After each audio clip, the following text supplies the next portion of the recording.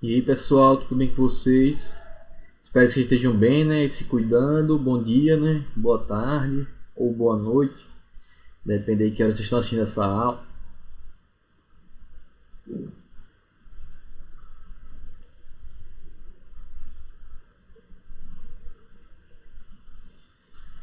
Dependendo do momento que vocês estão vendo a aula, né? É, Então essa aula aqui a gente tá depois da gente terminar esse primeiro grande bloco de física, né? Que era o estudo da cinemática, né? O estudo dos movimentos, o estudo do dos fatores, né, dos elementos que caracterizam o movimento, o repouso e um pouco da dinâmica também. A gente estudou nessa parte do que leva ao movimento, do que leva os corpos a entrar em estado de repouso, em estado de movimento. Estudamos um pouco sobre as forças, né? Então falamos sobre as grandezas escalares e vetoriais, né, as diferenças entre grandezas escalares e vetoriais. Estudamos lá um pouco da grandezas escalares, né, que depende da intensidade, só depende a noção da intensidade, da unidade do que daquele fenômeno acontece. E nas grandezas vetoriais, né, a gente estudou um pouco e compreendeu que a necessidade de você saber a direção, o sentido em que aquele fenômeno ele se expressa para poder entender ele na sua totalidade, nas forças vetoriais, né, das grandezas vetoriais, que estariam dentro dessas grandezas vetoriais o estudo das forças, né, tanto das forças de contato, quando você tem um contato direto entre os corpos, como as forças de ação à distância, né, como a gravidade, os campos magnéticos, e por aí vai. A gente viu os diferentes tipos de força, né? Não entramos em detalhes em todos os tipos de força, né? Só exemplifiquei os diferentes tipos de forças que existem, mas com certeza no ensino médio vocês vão ver os detalhes e o aprofundamento dessas características das forças, dos tipos de força. Vocês vão aprofundar bastante sobre isso. Falamos um pouco sobre forças resultantes, discutimos sobre a soma das forças, o que é que acontece nesse processo de soma de forças. Também discutimos nesse grande bloco um pouco sobre a gravitação, a lei geral a lei da gravitação universal. Falei sobre força-peso e falamos, para concluir essa parte que envolve o estudo do movimento, né? Um pouco dessa noção da física clássica, da física newtoniana. A gente estudou as leis de Newton, né, que é justamente as leis que vão e vão buscar, né, sintetizar um pouco desse conhecimento sobre os movimentos, né. Então a gente falou um pouco sobre a primeira lei de Newton, né, a lei da inércia. Discutimos também a segunda lei de Newton, que é a lei da dinâmica, e que explica um pouco sobre o que precisa ocorrer para que o que é que precisa acontecer para que os corpos eles alterem seu estado de movimento, né? E a gente estudou que na primeira lei de Newton era justamente entender que os corpos eles têm essa tendência a resistir à alteração do seu estado de movimento, né? Que a gente chama de inércia, que é uma medida proporcional da massa dos corpos, né? E concluímos falando sobre a terceira lei de Newton, que é a lei da ação e reação, né? Que para toda ação existe uma reação de mesma intensidade, na mesma direção, mas no sentido oposto, e que obrigatoriamente envolve dois corpos, né? Nunca pode acontecer ação e reação em um mesmo corpo, que foi que expliquei aquela força que é oposta à força peso, né? Que é a força normal, né? Que, por exemplo, que dá equilíbrio. Você fica sentado na cadeira aí e você fica em equilíbrio, você não fica se balançando na cadeira nem cai da cadeira parado, né? A não ser que alguma outra força atue sobre você para você cair da cadeira. Mas essa força normal ela não pode ser considerada uma força de ação e reação, porque ela acontece no mesmo corpo, né, em você. Então a força peso ela se opõe à força normal, mas ambas as forças estão atuando sobre o seu corpo, né? Então nesse caso não tem como ser um caso de ação e reação, porque está envolvendo o mesmo corpo nessas duas forças que estão interagindo. E concluí também trazendo um pouco sobre a força de atrito, né, que está bem relacionada com essa noção da força de ação, da terceira lei de Newton, né, da ação e reação, que é a força de atrito. Graças a ela é que a gente consegue se movimentar, ou mesmo a gente consegue parar, né. Senão, como eu falei, já discutido com vocês, né, se não tivesse essa força de atrito, a gente ou ficaria para sempre no mesmo estado de movimento, ou Em ambos os casos, ou parado, né, ou se a gente entrasse em movimento, você ia sair deslizando para sempre e nunca ia parar. Ou até se você só ia parar se batesse a cabeça numa parede ou num poste, ou alguma coisa estivesse na sua frente para poder lhe interromper. E isso teria que estar muito bem fixado no chão para também não sendo arrastado junto com você nessa força, nesse processo de inércia.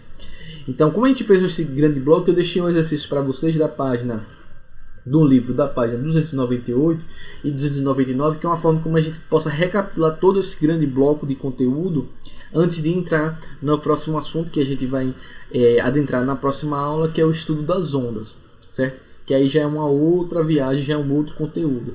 Então eu deixei esse exercício para vocês da página 298 e 299 do livro, que é o penúltimo exercício, né? Tem um depois que é uma revisão, mas essa revisão envolve essa outra revisão que tem aí, ela envolve uma gama de assuntos diferentes que a gente ainda não viu, né? Que é ondas, que é a parte de ondas, a parte de universo, se eu não me engano. Então essa última revisão aqui vem da página 300, aí é só mais pra frente quando a gente vê, depois que a gente vê ondas, que a gente vê tudo. Ela praticamente ele revisa todo o assunto de física nesse último exercício aí. Então, pega o livro aí e o caderno para ir acompanhando a correção e vendo as respostas.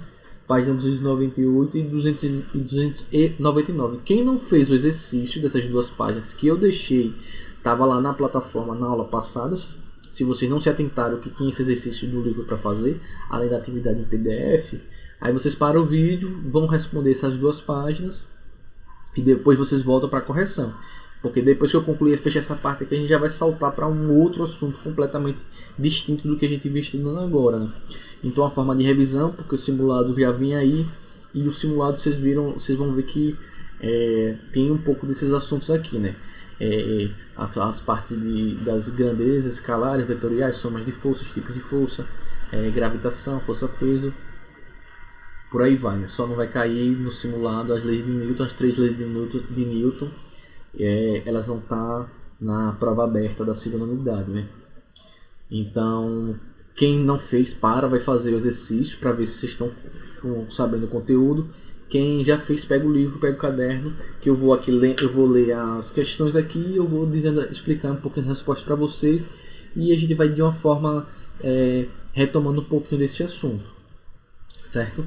Então vamos lá com calma e vendo um pouquinho dessas resoluções aqui.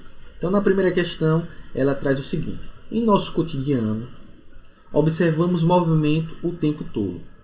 Para a física, o que é movimento? Ou seja, qual é o conceito que vocês deram sobre tudo isso que a gente veio estudando até agora, né? Então, para a física, o movimento é o quê? É o estado de um corpo que, visto por um observador, não pode esquecer essa parte do observador, varia sua posição à medida que o tempo passa. Então, o movimento é isso. Então o estado que o corpo ele se apresenta e que sua posição ela vai alterando ao longo do tempo, certo? De acordo com o observador. Vocês não podem esquecer do observador, porque o movimento ele vai ser relativo ao observador. Ou seja, para um determinado observador, um corpo ele pode estar em movimento ou em repouso.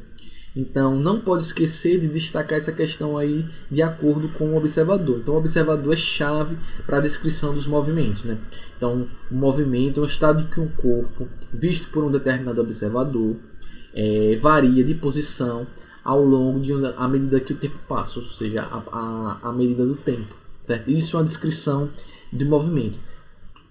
O pessoal não botou exatamente nas palavras que você colocou aí. Mas se tiver esses conceitos aí de alteração de posição ao longo do tempo e um observador, essas 3 coisinhas aí, então vocês fizeram a descrição correta do movimento. Mas fundamentalmente vocês não podem esquecer do observador. Como a gente viu no começo do ano, dependendo do observador, o corpo ele pode estar em movimento ou não, certo? E a segunda questão aqui, ela já vai ser justamente uma variação dessa primeira, né? Como se apresenta um corpo em estado de repouso? Então, no caso, um corpo em estado de repouso significa dizer que sua posição não varia no decorrer do tempo, quando visto por um observador. Então, movimento, a posição de um corpo varia ao longo do tempo, de acordo com o observador. Aí, uma descrição de movimento. E repouso é o quê? a posição de um corpo não varia ao longo do tempo de acordo com o observador. Aí você vai descrever, aí você tem uma descrição.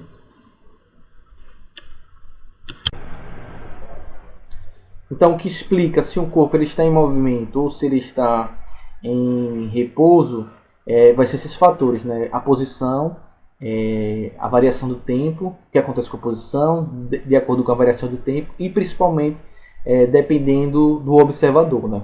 Então, o mesmo fenômeno descrito, ele pode ser descrito como um corpo, ou seja, a descrição de um fenômeno do corpo, ele pode ser descrito como se apresentando em estado de repouso ou de movimento de acordo com observadores distintos, né? Então, para um observador, um corpo ele pode estar em repouso, para outro observador, aquele corpo ele pode estar em movimento. Então, não pode esquecer desses fatores aí que vão ser determinantes e preponderantes para a descrição de um determinado movimento, certo?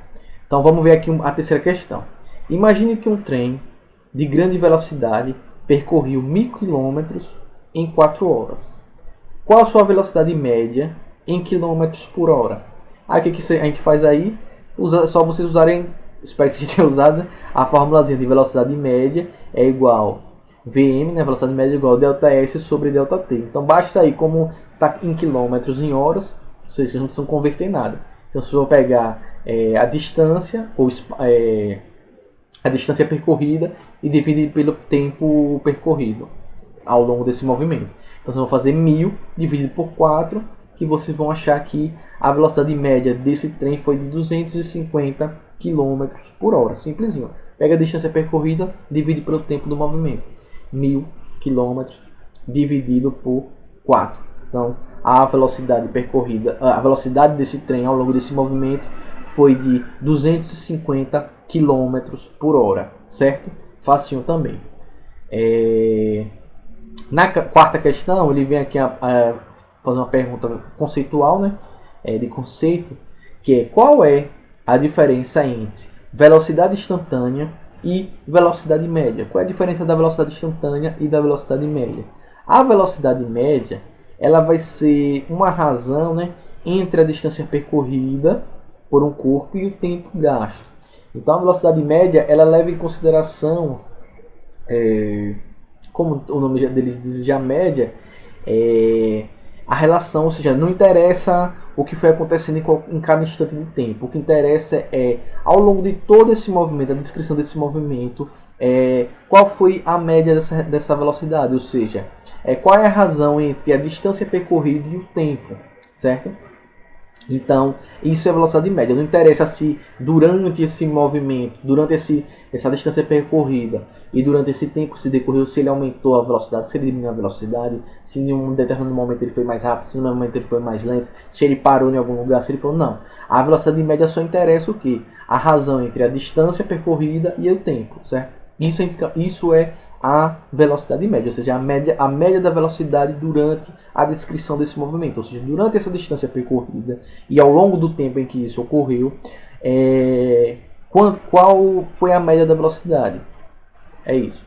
Já a velocidade instantânea, ela é a velocidade do corpo em cada instante considerado. Então, por exemplo, a cada segundo, ou a cada minuto, ou a cada hora, qual é a velocidade? Ou seja, você está na frente da viagem, 2h30 da tarde. Você olha para o velocímetro e vai dizer, está lá, sei lá, 68 km por hora. Essa é a velocidade instantânea. Ou seja, a velocidade em cada instante, em cada momento. Então, na velocidade instantânea interessa como essa velocidade foi variando ou não ao longo de cada instante de tempo, certo?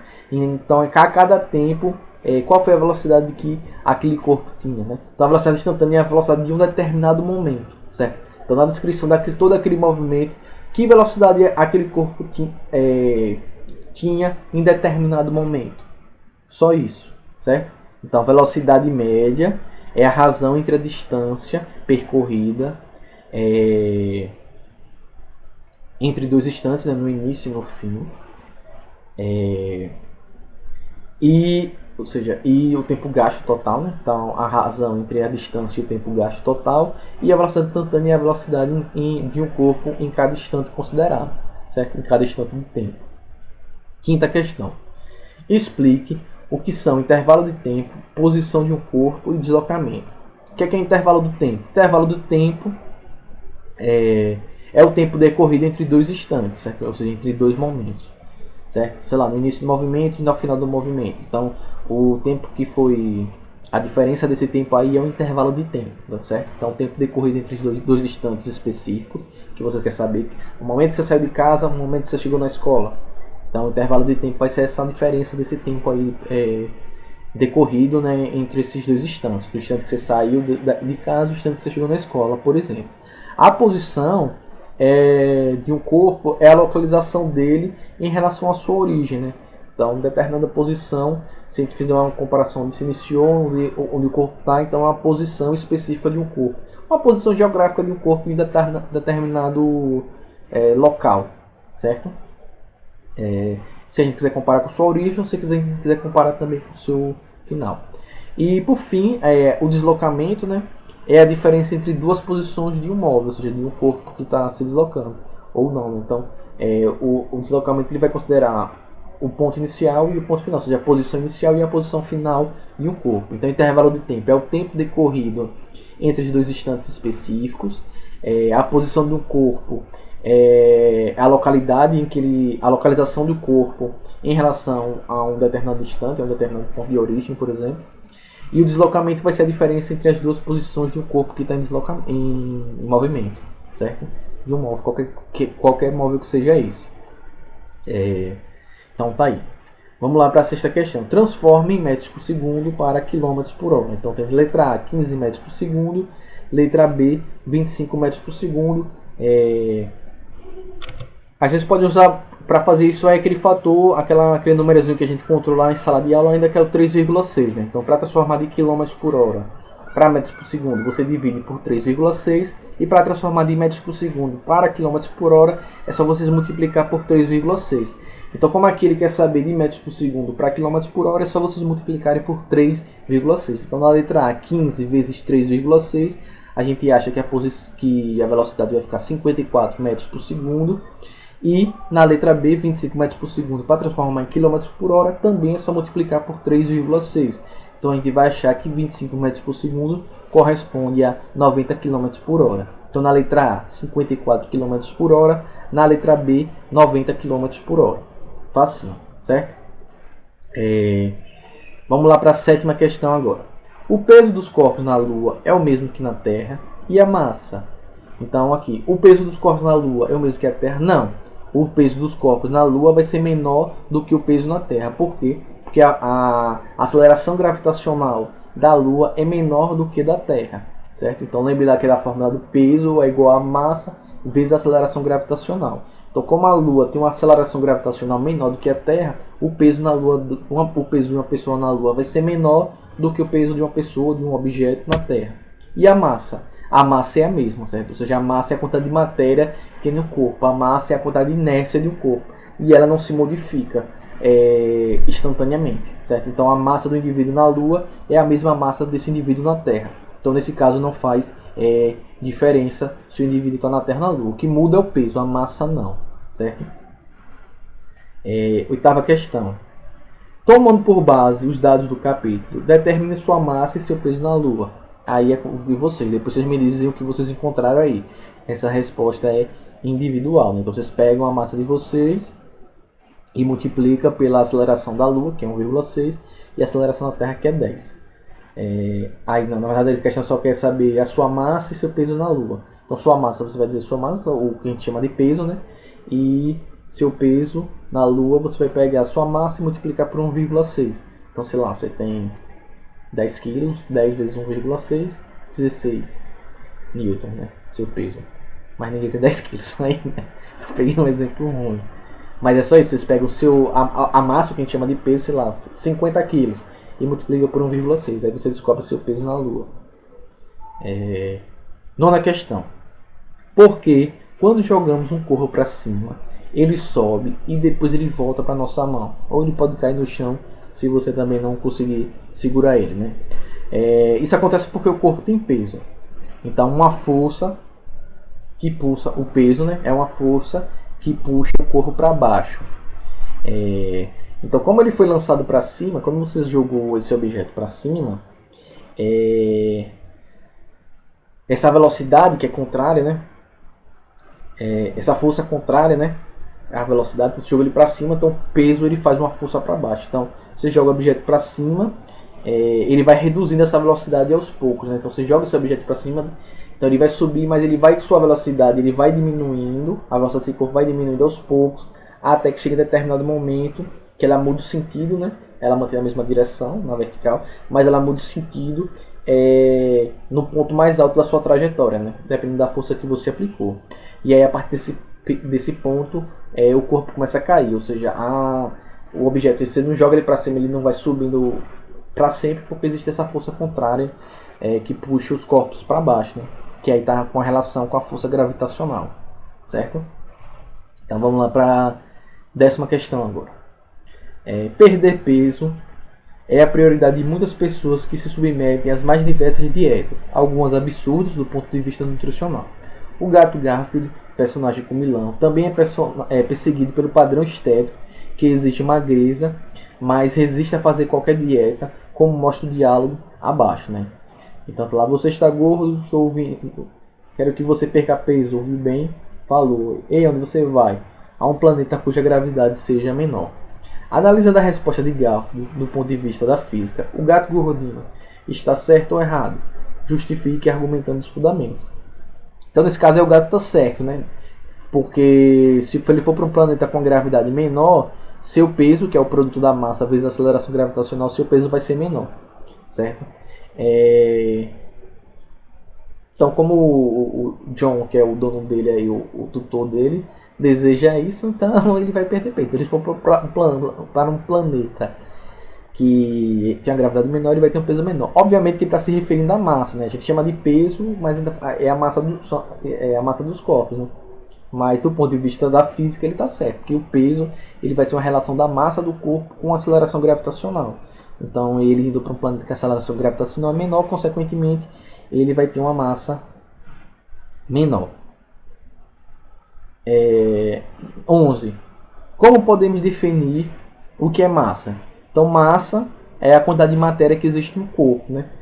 E aí vocês podem colocar também que a massa é uma medida proporcional à inércia do corpo também. Então a massa, vocês podem colocar massa é a quantidade de matéria do corpo. Vocês podem colocar também que massa é uma medida proporcional à inércia do corpo. Ou vocês podem botar as duas coisas, o que vocês preferirem, né? Do ponto de vista da física, a massa se refere mais a ela como essa medida proporcional da inércia de um corpo, certo? Ou seja, da resistência do corpo em alterar o seu estado de movimento. Certinho? Vamos lá agora para questão 12. Classifique as grandezas abaixo em grandezas vetoriais ou escalares, né? Então a gente tem lá A, força, B, massa, C, tempo, D, velocidade, E, comprimento, F, posição. Então, quem são as forças vetoriais aí? As forças vetoriais são a força, a velocidade e posição.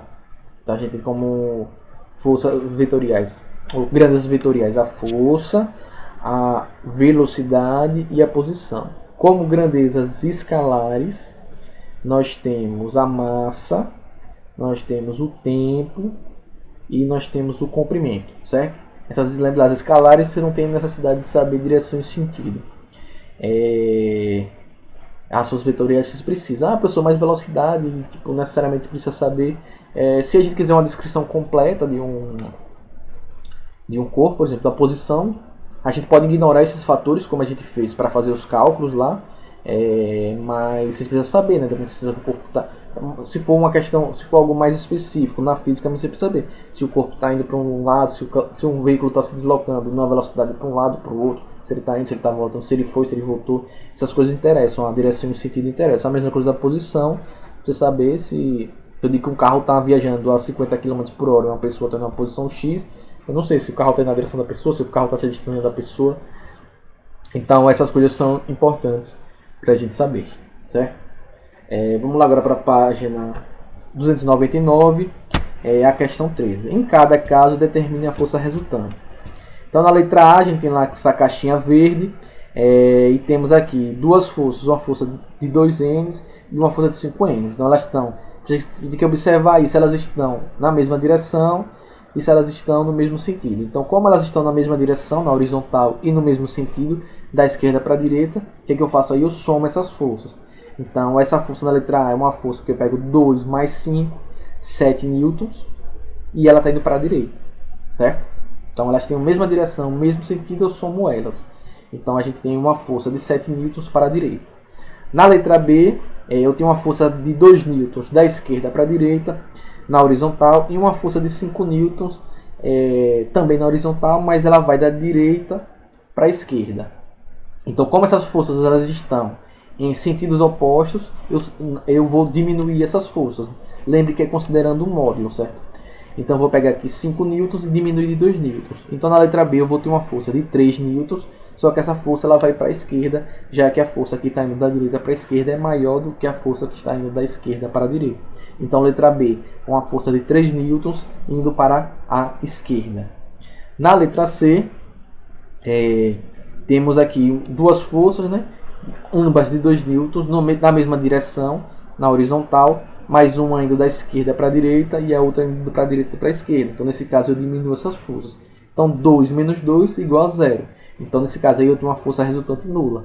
Ou seja, essa caixa não vai para lugar nenhum, porque essas forças resultantes elas estão se anulando, certo? Na letra D, eu tenho duas forças na vertical, ou seja, a direção vertical, e no sentido para baixo.